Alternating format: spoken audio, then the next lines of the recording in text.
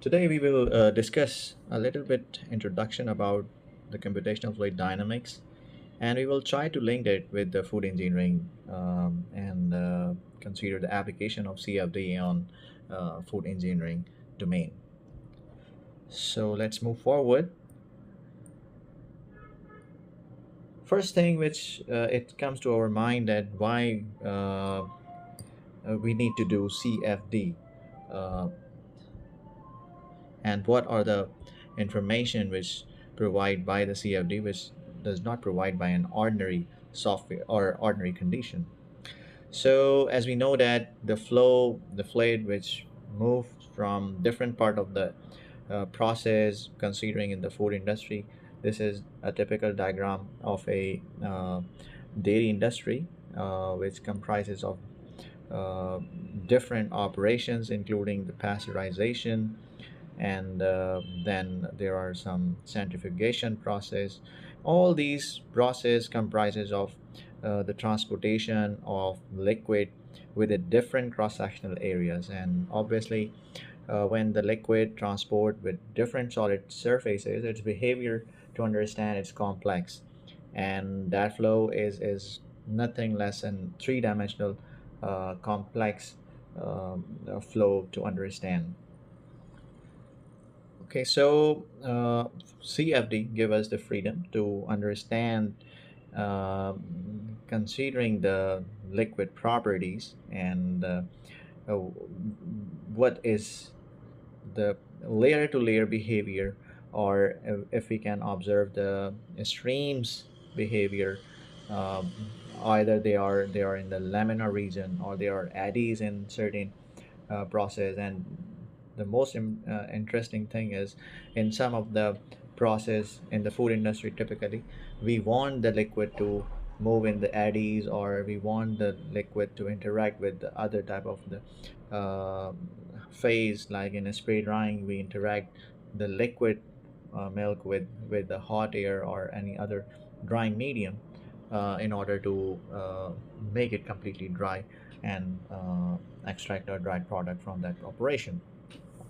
So CFD give us exactly the streamlined behaviors uh, of any process, and that ultimately provides us a fundamental platform to predict, uh, to optimize the process condition, to optimize the geometry even of any equipment if we are going for a new process, or even in an existing facility, if there are some the product is we are receiving for at the end of our process is office spec, so we can even link that office spec properties of the product with the process faults, and that faults again heavily depend upon the flow geometry and maybe the scaling, the holding point, the interaction behavior, like in distillation, if the packing, in vacuum distillation, if the packing of the column is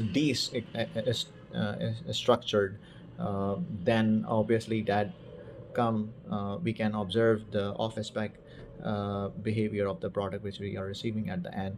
Obviously, at the top of the top product and the bottom residue as well, both characteristics become more drastically changed from the specs.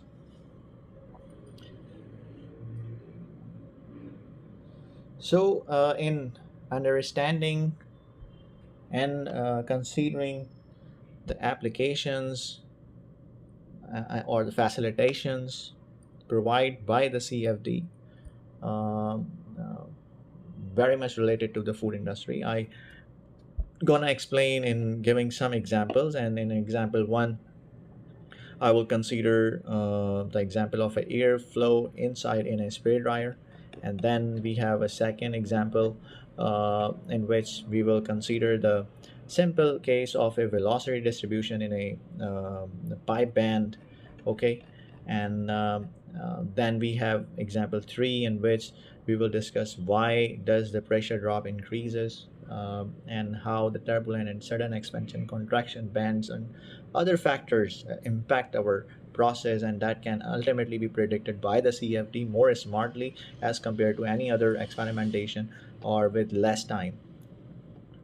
And apart from that, we also know that computational fluid dynamics is not related with the with the fluid flow. It's also covers a wide domain of the range of heat transfer as well, and its applications widely available in the development of new type of heat exchangers, and even the rating above the heat exchanger. So again, in example 4, we will just give a go through about what are the facilitation or the applications we can gather from the heat transfer in a heat exchanger with the help of the CFD tool. So this is main the structure, and let's move forward to our first example, which is airflow inside a spray dryer.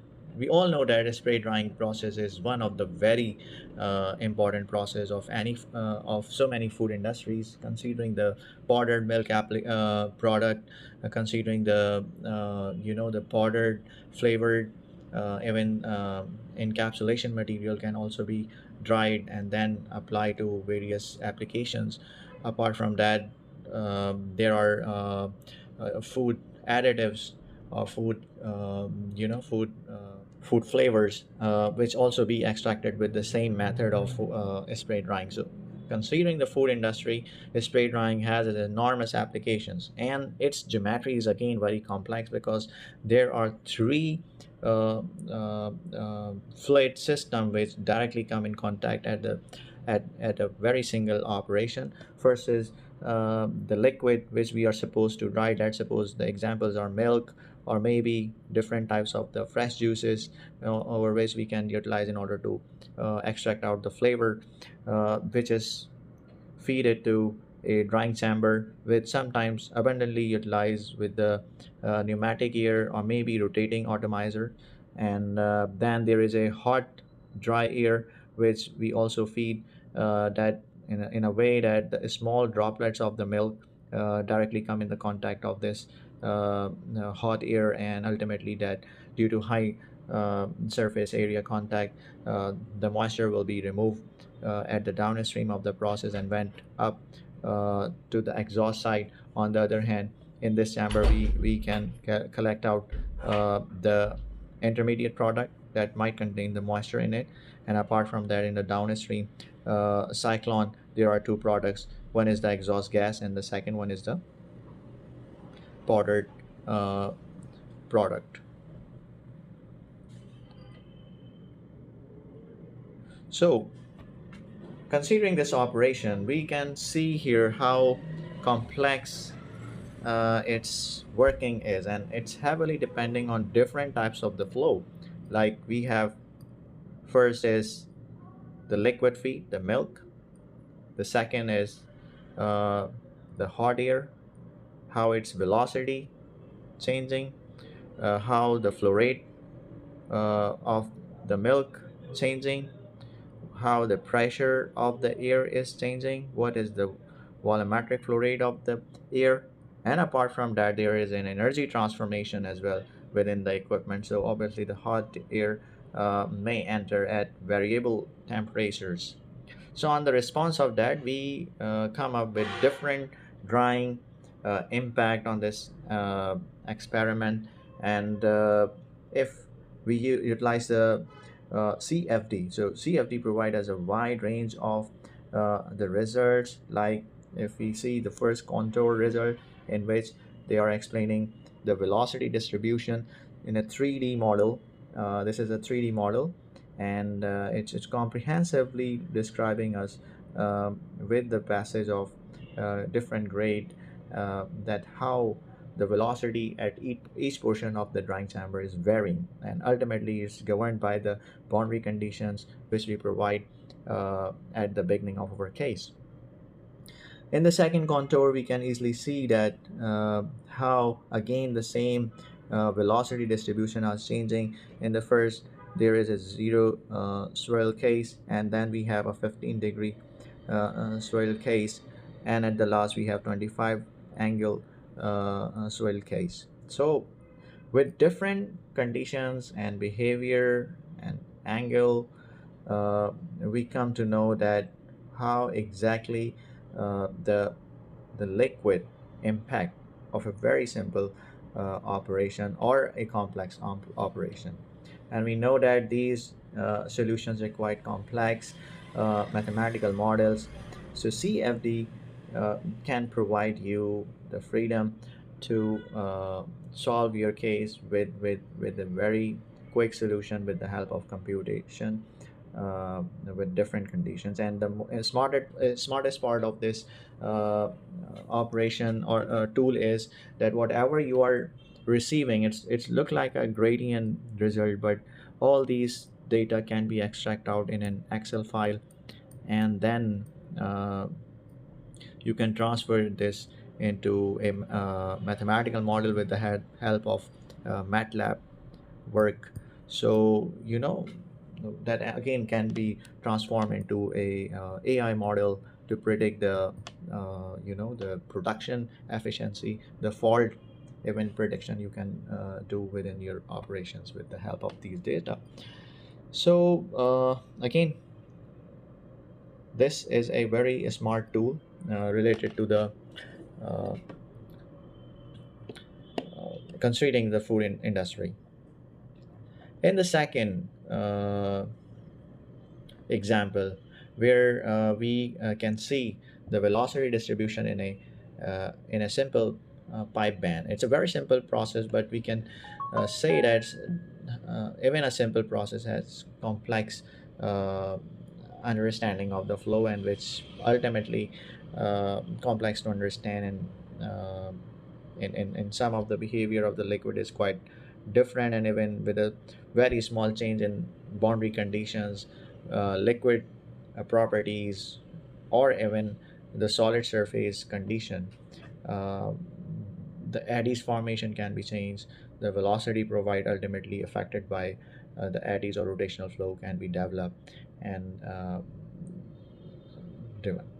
So if we consider a straight pipeline, the profile is parabolic, and we know that which is a parabolic laminar flow profile by a laminar flow. But what happened when that particular flow interact with a band, which is available here in all these diagrams? So there is obviously a centrifugal force act across a system due to the availability of the band solid surface, and that governs the secondary flow, and ultimately the velocity shift towards the outer wall. So interact with the wall, which we clearly see here, or in a different geometry of the wall. Its behavior become a bit different what we are receiving in a vertical straight line.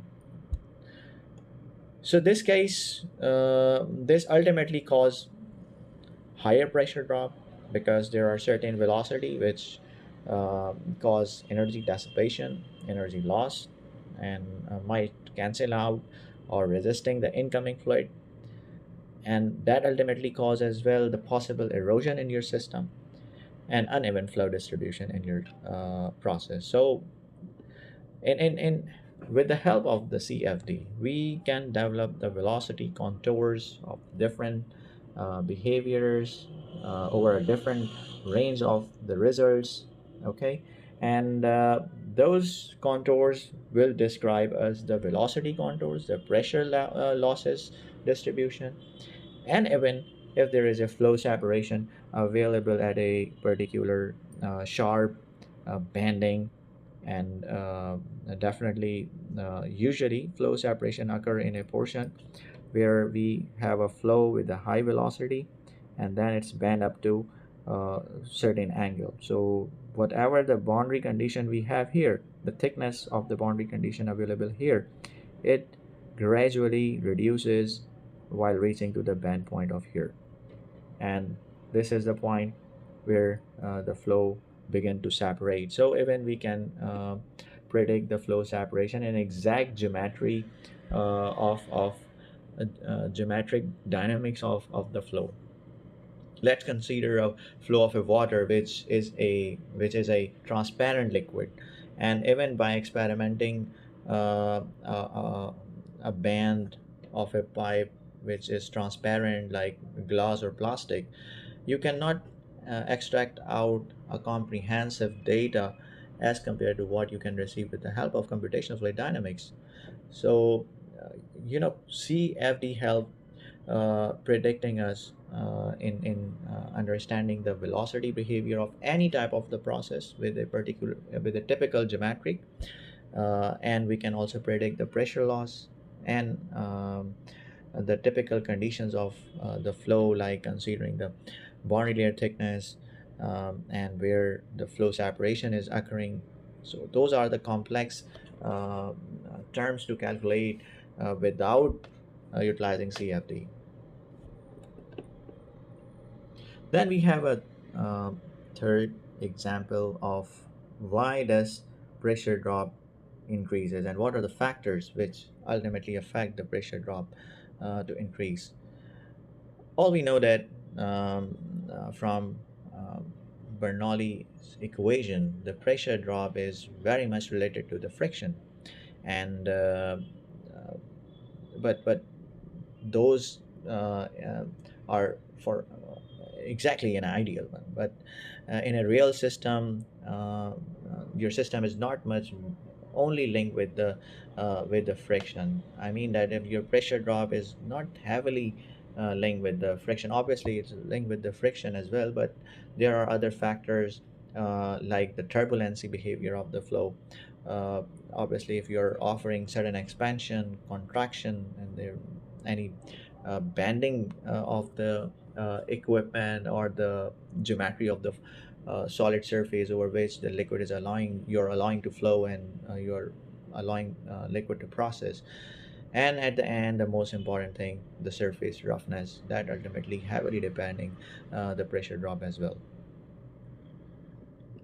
So pressure drop is depend on velocity field.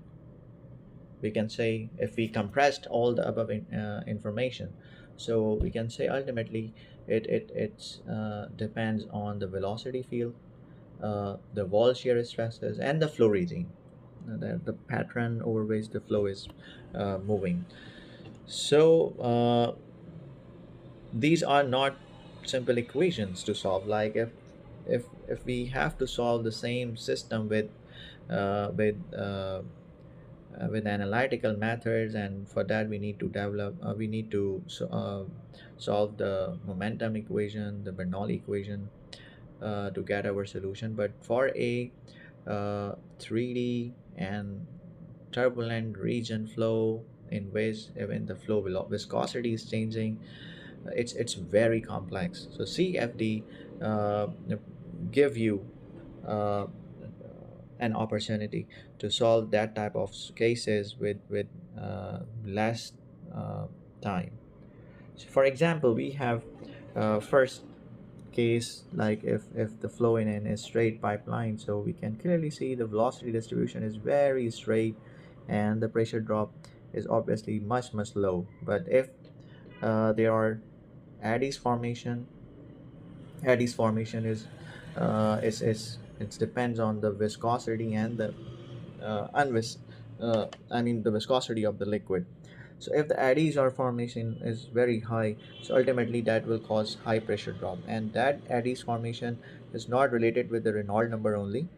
It also depends upon that your geometry is either certain expansion or gradual contraction, or sometimes we allow the liquid to sudden contract, and then there are bands in our geometry, and that ultimately increase the overall pressure drop of our system. And that pressure drop can is ultimately being maintained by fluid addition devices like a pump, so which again runs with an electricity and will cause a high operating cost.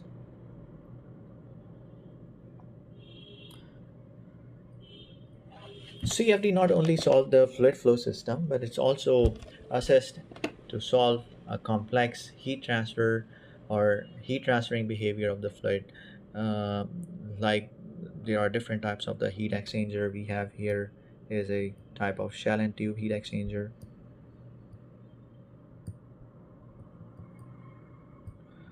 Then we have uh, plate type heat exchanger here. This is a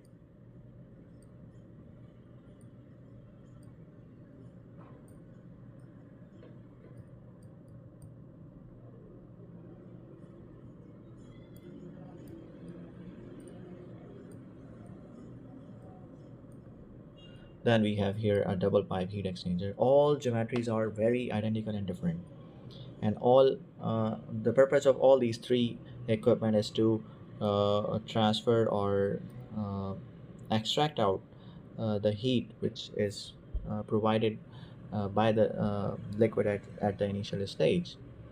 So it's a double pipe heat exchanger.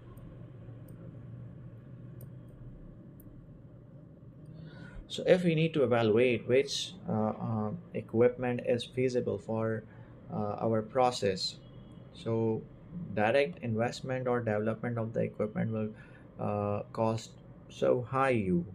So it's smarter to first simulate uh, and then optimize first and then invest for a prototype of your system, which is simply we can say that the process optimization is you need to do it at the beginning of development of any type of the process, because uh, all the process depends on the which type of the operation we want to carry it out, like from which type of raw material we need to transform into which type of product, and what are the specs of our raw material, and what should be the specs we are expecting from our product. So all these are heavily depending on the geometric appearance of the process, and apart from that the process variable obviously. And one of the other important factor is the capacity, or which capacity we want to run our process. So we know that the heat transfer behavior is usually understand by the equation. The liquid heat transfer is governed by this Q is equals to UA delta T, and this equation ultimately has certain limitations, like it's considered the uniform temperature distribution, and the flow is ideal, and though no maldistribution. So these are ultimately the restrictions of your analytical method, which you usually we carried out in our analytical solution, on over which we make an analytical design of any heat exchanger. But when we experience it in a real life, so it's very much different than that. And the main reasons are some regimes are hotter and some regimes are cooler. The layer to layer the temperature gradients are changing. Some tubes carry more flow, like if we see here in a Shannon tube heat exchanger, there are uh, one, two, we have so many different types of tubes available, like 1, 2, 3, 4, 5, 6, 7, and it's not necessary that all 7 tubes have the same flow rate capacity. And if the flow is varied in different portion uh, of the tube, so ultimately it will affect the overall behavior of your product. So because in certain tube there is more heat exchanging behavior you will experience, and on the other hand in some of the tubes there is very less amount of the heat that transfer into your uh, required liquid. So this is again a complex case over which CFD is also provide you a very good results on the observation of a streamline, a streak line, and path line. You can predict the uh, uh, you can predict the the holding time, the holding distribution of the layers. So these are the very complex things to solve or develop in with an experimental result. Then we have some dead zone reduced efficiencies factors. So again, CFD provide you even the temperature contours, the velocity contours, and even the flow contours that assess you in development or optimizing your process or optimizing your equipment. Even in the equipment, uh, let's take an example of a plate type heat exchanger. There are so many different types of the even plates available in the market which you need to optimize while developing the process for your operation. So if we compressed all the information so far we had covered in view of the CFD importance, applications, uh, the facilitation, the freedom CFD tool provide you in the development or rating and optimizing the flow.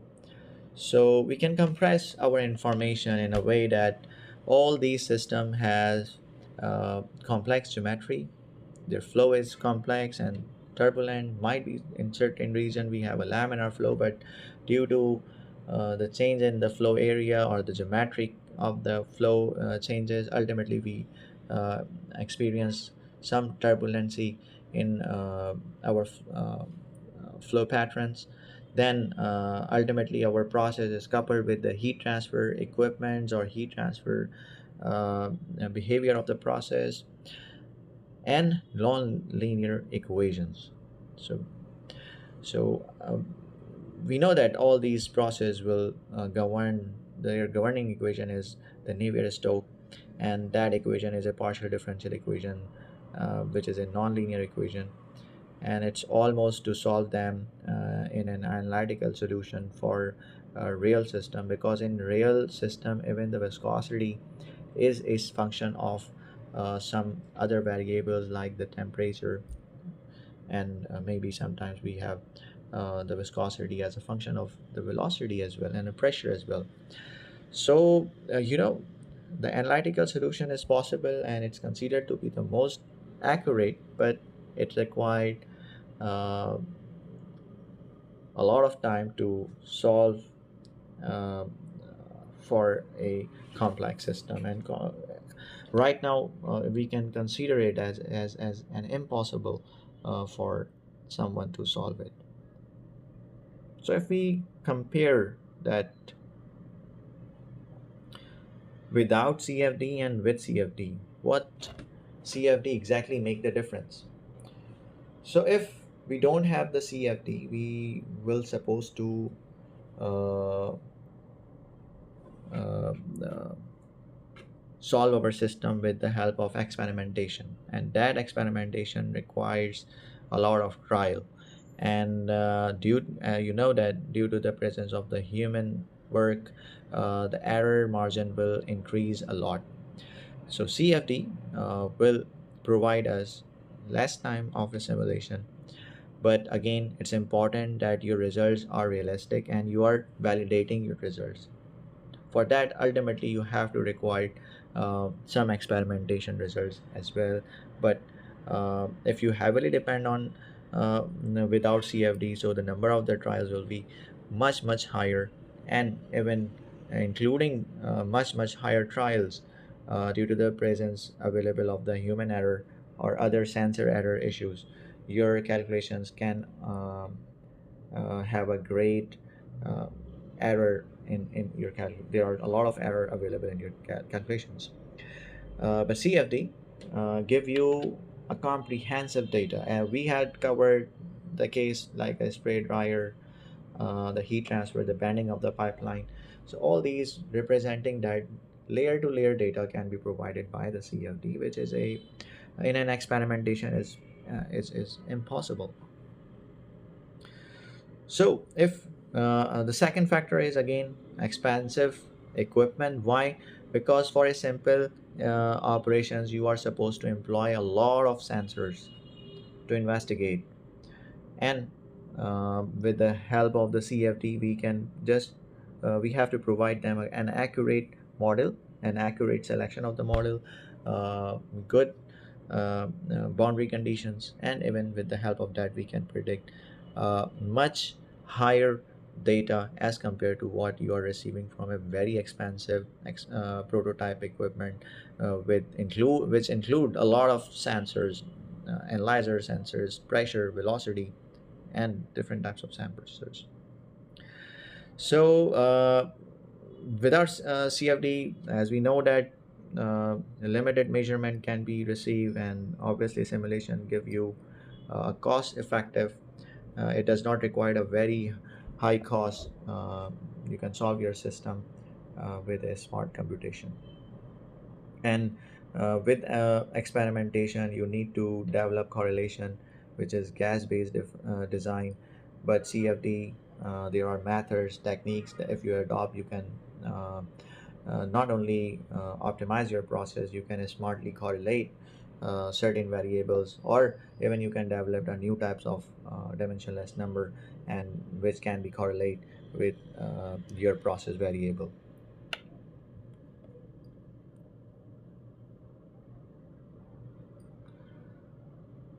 So there are fundamentally three methods over which we utilize in order to develop our process. One is the theory, the second is the experimentation, and the third is the CFD. So CFD is a very smart selection at any stage. I mean, at uh, if you are supposed to develop a process, so in the development of any process, if you want to optimize the process variable,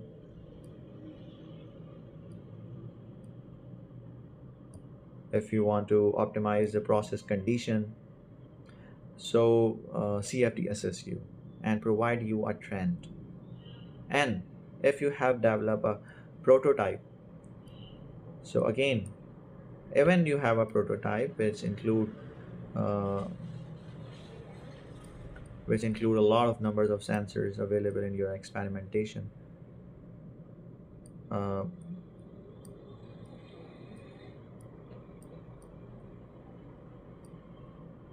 CFD also provide you a comprehensive data. So even in but this prototype will help you in validating the data. So CFD plus experimentation will be more accurate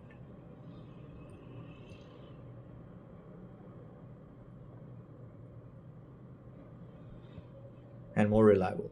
And even at the third stage, if you have a process which is developed, so even if you want to rate it up in rating, in calculating the efficiency of the existing process, uh, you can utilize the CFD as a tool to optimize it. And even in the fourth condition, if you want to scale up your existing process, so CFD will assess you in modifying the conditions and predicting the values which you can do in order to increase your productivity, increase your uh, efficiency of the process. Um, so, what is CFD exactly, and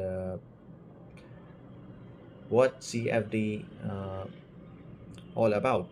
So CFD is which we usually abbreviated with the computational fluid dynamics. So simply is an engineering analyzing tool, and that's uh, give you a comprehensive understanding about the fluid behavior, um, its flow behavior, either it's moving inside the system or around the system or over the surface of any system. Uh, the fluid of different types of the fluid properties like water, milk, and oil, uh, even the compressible fluids considering steam, air, and combustion gases. So it's easy to understand their flow properties, their behavior with the help of the computational fluid dynamics. And it's provide you uh, a comprehensive data related to how fast uh, the fluid moves in a defined conditions, and it's also give you a comprehensive data about prediction in which direction the flow is developed and what is a characteristic of the flow. uh, we can also predict where the pressure is high and at which portion of the uh, our process the pressure is getting low and may cause cavitation in your system or any other vapor loss issues, uh, or in a steam case we can say the condensation or other uh, uh, undesired behavior of the liquid. We can predict them as well. And even in mixing process, it plays a very vital role in providing a comprehensive data about how the vortice vortices are moving, how the eddies are forming, and within the mixture, what's the role of the application of the baffles, or which type of agitator is more suitable. In optimizing all these things, CFD can play a very uh, decisive role.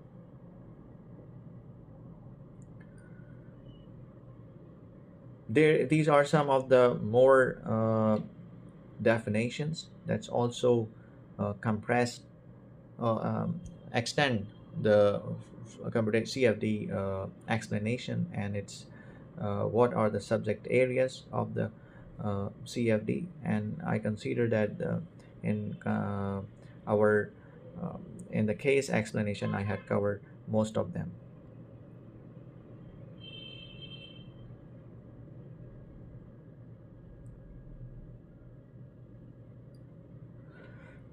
What is exactly the CFD uh, work method, and what is the flow of the work for computational fluid dynamics? So once you are utilizing this tool, at the beginning, you need to develop uh, a, a, a geometry of the system. Its meshing should be very good, and again, you can assess the quality of the mesh. All those things will come in the category of pre-processing. Then we have the section processing, in which we will provide uh, the boundary conditions, uh, the solid to surface interaction behavior, maybe some heat transfer, energy equation may be active for certain cases. For certain cases, it remains off, or which type of the flow pattern, like what is the Reynolds number of your process. So on the basis of these information, it will solve our system, and that will come in the category of processing. At the end of the process, we converge our process, and we gather some uh, uh, results, and that results can be modified in different form, in the form of the velocity contour, temperature contour, pressure contour, and even identically you can uh, extract out the results in the form of a streak line, or even if you want to predict the hold up time of any type of layer, maximum hold up time of the any layer, or the minimum hold up time of any layer, which are very important in the food processing, because we all know that in pasteurization there is always temperature and time combination. So we have to make sure up to certain time the liquid should be treated with a particular temperature. In the same way, in a HPP process, high pressure processing process, we have again pressure value and hold up time. So again, time is very important, that what is the minimum point of any layer or portion of the liquid, and what is the maximum point of any portion of the process layer of our equipment. Similarly, we have UV treatments, and even UV treatments, there are different combination of the wavelength And with that, we have also with its time, that how much time it is exposed. So ultimately, all the food process and the shelf life extending process related with the time, temperature, and you know, heavily depending on the velocity contours. So all these things will come in the category of your post processing. And with the help of a lot of data which you develop in the post processing, you can utilize them in developing any model correlations of different process variables with different process conditions in the form of mathematical equation or in the form of the graph, to scale up, to scale down, or to vary your process or optimize it. So this is fundamentally the essential importance of CFD, which I try to cover up in context of what role CFD plays in the food industry. That's all for today. Thank you very much. Looking forward to see you in the next video.